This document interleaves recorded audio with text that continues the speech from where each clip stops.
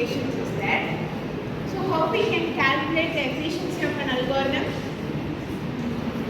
How we can calculate the efficiency of the algorithm? So we will calculate the efficiency of the algorithm with time complexity. So time complexity can be, it is nothing but a mathematical function. Clear? You can get log n, n square, n log n, 2 power n, likewise you will get. So all these are mathematical functions, right? So how to, when these functions are, we got these functions means, sometimes you may get complexities. The complex function 2n plus n square plus 3. This is a lengthy functions. So mentioning time complexity like this will be very difficult. So what they have done is, for mentioning these functions, they have made 3 classes, okay, which is nothing but the notations we call asymptotic notations. So all these functions together comes under any one of these 3 classes. Okay. So why we are going for asymptotic notation means it is full of mathematical way. Okay. So these functions are mathematical. So this topic is also a maths topic. Why we are studying means we are finding the efficiency of algorithm for whatever the algorithm you study. So all these comes under the mathematical functions. For representing mathematical function, when you get a very big function, to represent that is difficult. So we are mentioning that function in the form of notations. Okay, that functions in the form of notations. We have 3 notations. Please take down. The first one is big O. Big O notation. And the second one is omega. Omega notation. And the last one is theta. Theta notation.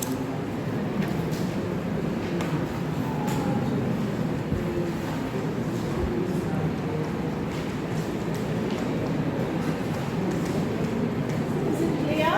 To represent the time complexity functions, we are going for 3 notation, that is big O, omega, theta. Okay, so take down this. We will see one by one what is big O, what is omega, and what is theta. Okay.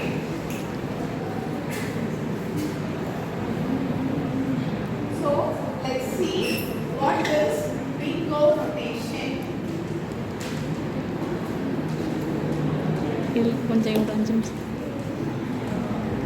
So what is big O notation means? Just assume like this, we will get functions like this. 1 log n, root n, or n, or you can get n log n square, n cube, or 2 power n. Anything you may get as a 3 power n power n. Likewise, you will get time complexities like this. So how we categorize in 3 notations means, we are taking these as lower bound functions or lower bound notations. Okay. So whichever coming left side is nothing but lower bound. Okay. And from n, whichever is coming towards right comes under upper bound. Okay, these are upper bound. So what is this n is nothing but your verb. Okay. So when you get a time complexity log n, then that comes under lower verb. When you get a time complexity order of n square, that comes under upper bound. Okay. When you get n order of n as time complexity, then that is average bound. So which is the best among three? Now, then it is nothing but the average bound, the theta notation. Okay, the theta notation is a efficient notation, but why are going for this lower? So lower bound comes under the omega. Average bound is for theta, and upper bound is for big O. Okay. So which is an efficient and correct accurate notation? Means theta notation, that is average bound. Okay. So these functions are nothing but your time complexity for any algorithm which you are working. Any algorithm like merge sort, you will receive some time complexity. Selection sort, you will receive some time complexity. Bubble sort or string matching algorithm, any algorithm, finding the shortest path, there you will find some time complexity. So with that time complexity, you are grouping to some notation. If it is n, you will group to theta. You can also group to upper bound. You can also group to lower bound because n is common, the neutral one.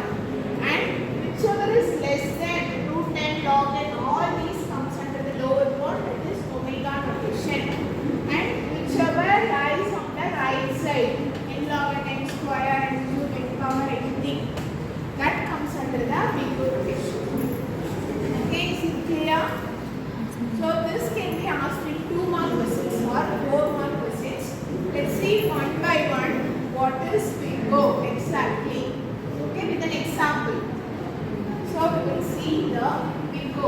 First notation, big O, which can be represented as a big O. Okay. So the definition, please take down all these in your notebook. It's very important. Take down. So the definition for big O is the function f of n is big O of g of n equivalent of medium.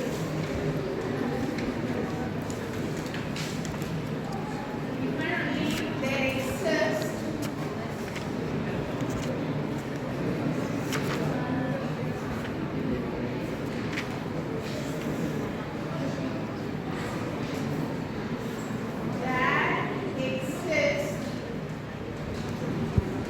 positive constant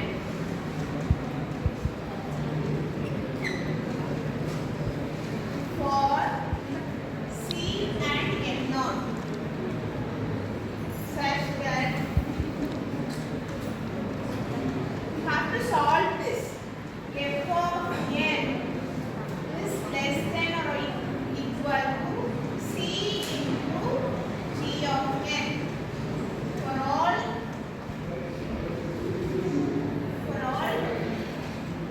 n greater than n naught or equal to, greater than or equal to. This one you have to solve and show whether this f of n is less than or equal to C into G of n. Okay? So let's take an example and we will solve this. Have you taken down? So if you understand big O, then this theta and omega is very simple. Minor variations will be there. Okay. So first we have to solve this f of n is less than or equal to C into G of n. Okay, that is our task. We will see an example for this. So our big O notation is f of n is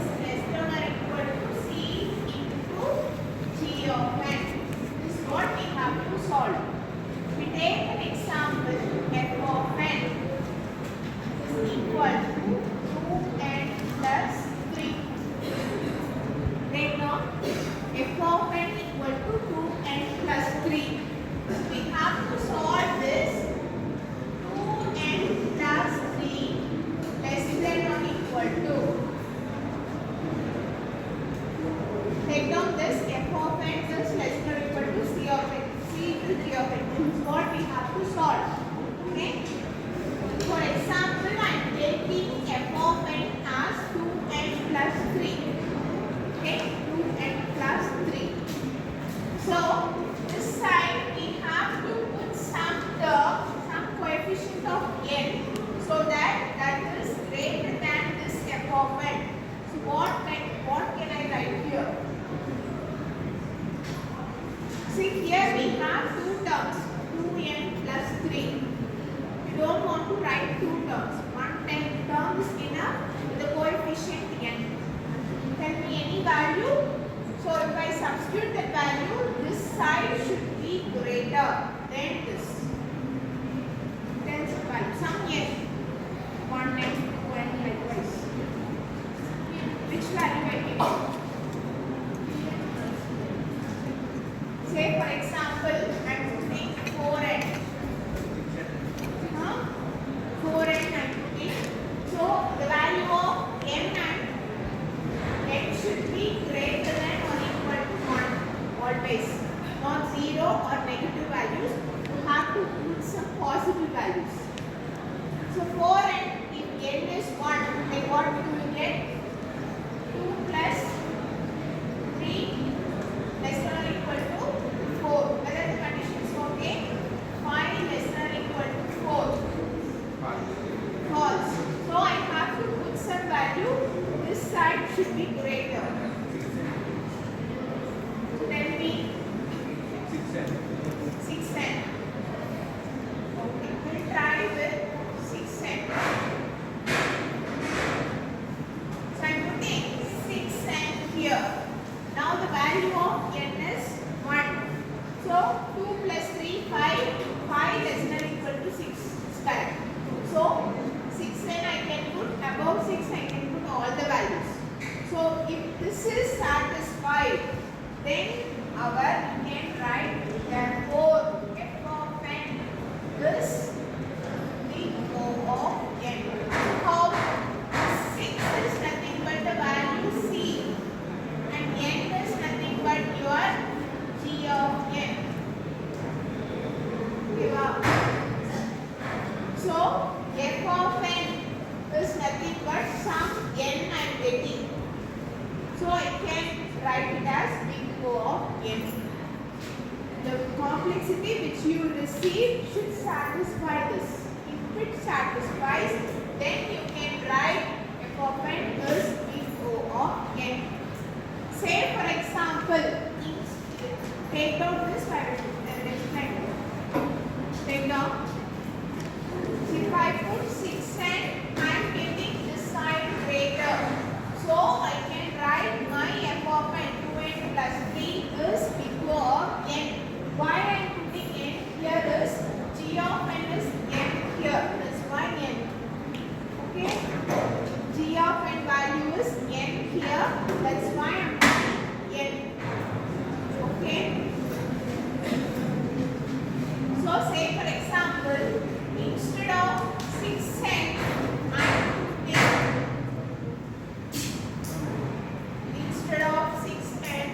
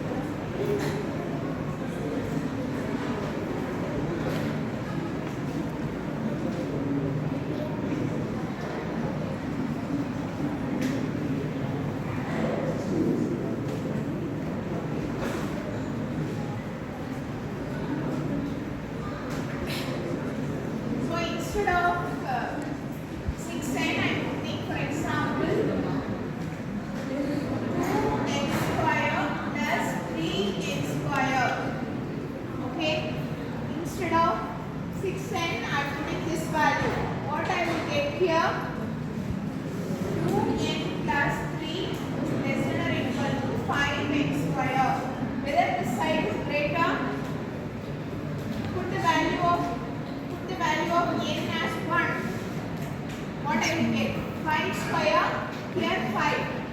5 is less than or equal to 5 square. Is correct, right? So I can write f of n is big O of n square.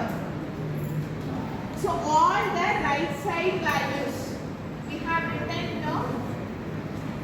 All the right side values will be n, it is okay, n square it is okay. If I put some n cube value, that will be okay. But I should not put all the right side values, log n to 10. So that will not be the